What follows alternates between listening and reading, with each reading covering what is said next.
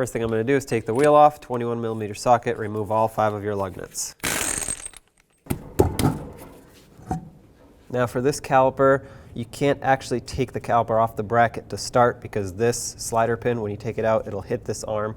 So what I'm going to do is take the whole caliper with the bracket off and then separate the two once the whole assembly is off. So 19mm socket, remove the 2 bolts that hold this onto the knuckle. There's one right here and then one up above.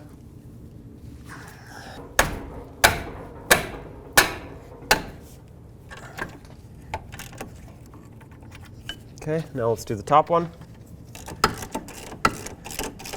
Now we can take this top one all the way out, and then I'll grab a wrench and do the bottom one, because if you use your socket and ratchet, it will most likely get stuck between the arm and the bolt. All right, the top one's out. Remove the bottom one as well. Take the caliper. Now you can flip it over, and we can take off these 2 14mm bolts that hold the caliper onto the bracket. All right, 14mm, remove both of these.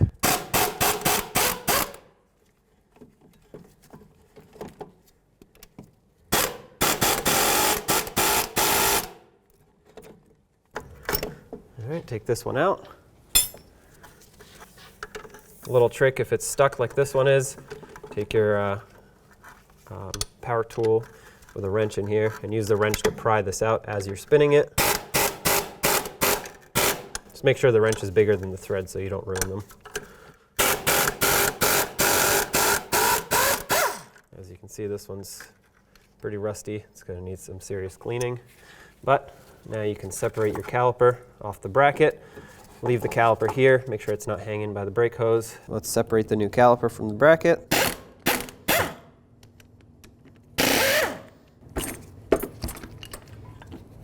Take the pins out, and just like with the other ones, make sure you keep them in their designated area.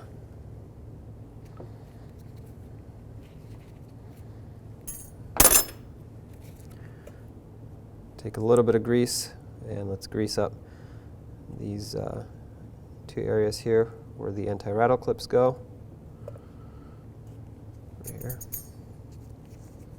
And press those on, make sure they go on all the way. Do the same to this side.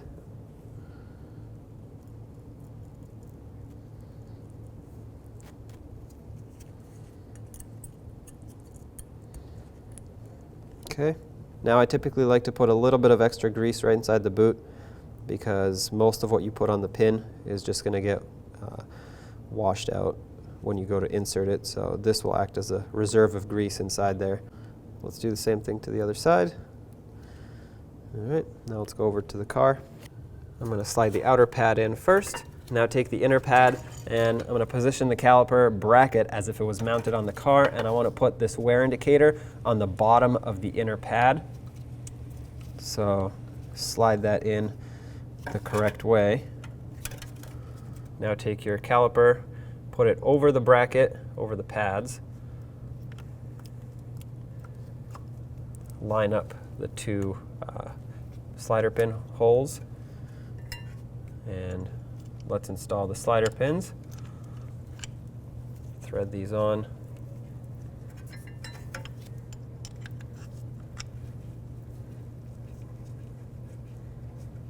And if you had your old caliper, if you're still reusing it, you'd have to compress the piston, which I'll show you in a minute how to do that.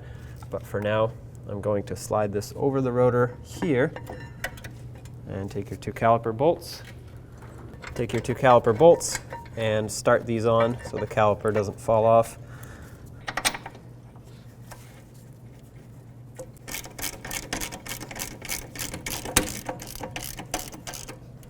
I'm going to bottom all of them out first, then I'll torque all of them.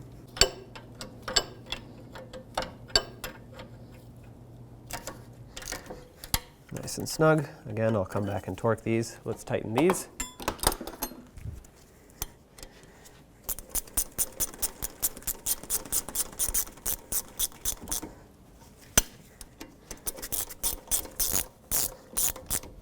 Okay, 30 foot-pounds for the slider pin bolts.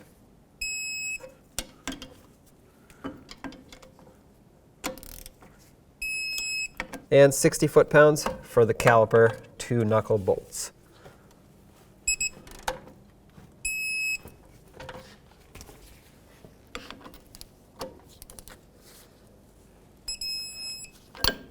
Perfect. Now let's swap over the brake hose to the new caliper. So remove the banjo bolt with a 12mm socket.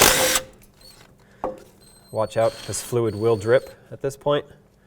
Take this off.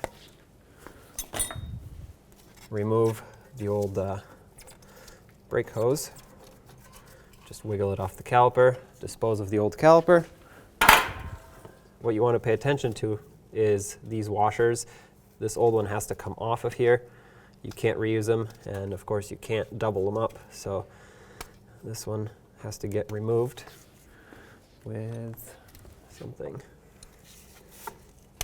There we go. Sometimes you can just grab whatever you have and just pry it off. Make sure there's no rust buildup or any debris that either got in there or is on this surface. I'm actually going to clean it off with a rag. There we go. That's nice and clean now. Now let's grab our new banjo bolt. Grab your new banjo bolt. It should come with 2 brand new crush washers. Leave one on the bolt and stick the bolt through. And then you put the other one on the other side. This will help seal up both ends. Then you bring it over to the caliper, and this little pin has to line up with a hole in the caliper. This little pin here has to line up with the hole in the caliper. Once it does, you can start threading on the bolt. Let's bottom it out and then make sure it's nice and tight. Okay, that's bottomed out. I'll grab a wrench. The new banjo bolt is an 11mm, so I'm going to grab an 11mm wrench. Right now it's bottomed out, and once it's bottomed out, I like to go about 1/2 to 3/4 of a turn. And what I'm aiming with that is to crush these copper gaskets, and that's going to create a nice tight seal between the hose and the caliper. Now I'm going to clean off the mess, that way I know if there are any future leaks.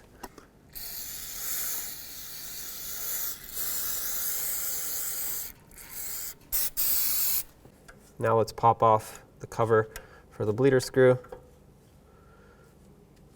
And using an 8mm, open this up. We'll let gravity do its thing, and gravity bleeding will pull the fluid down through the brake hose into the caliper, push all the air out, and then once that's done, you can perform a full manual brake bleed, which consists of someone inside the car pumping up the brake pedal and holding pressure on it. You open up the bleeder with pressure being held on the brake pedal, and once it reaches the floor, close it up. Repeat the process until you have no more air, and then at the end you want to check your master cylinder and make sure it's full. But for now, we'll wait for fluid to come out of here. All right, it's dripping, so I'm going to close it up, and then I'll do my manual brake bleed. Make sure that's nice and tight. With my manual brake bleed done, I'm going to put this cap on. I'll clean off my mess, check my master cylinder, and then let's put on the wheel. Let's get the wheel back on. Start on all 5 of your lug nuts, snag them up, and torque them to 83 foot-pounds. 83 foot-pounds.